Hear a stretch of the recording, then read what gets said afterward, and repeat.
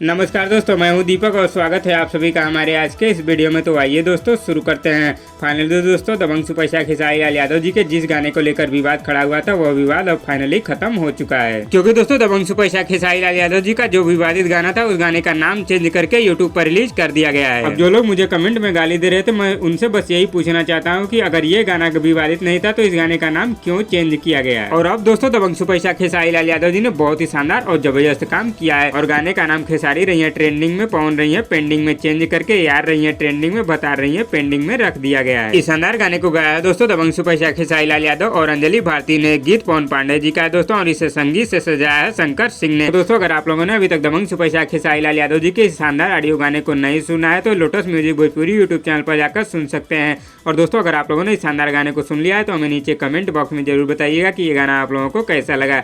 तो दोस्तों इस वीडियो में बस इतना ही। और दोस्तों आप लोगों को ये वीडियो कैसी लगी नीचे कमेंट बॉक्स में हमें जरूर बताइएगा। और वीडियो पसंद आए तो लाइक करिए और इसी तरह की चटपटी खबरों की डेली अपडेट के लिए हमारे यूट्यूब चैनल को भी सब्सक्राइब कर लीजिए। धन्यवाद दोस्तों।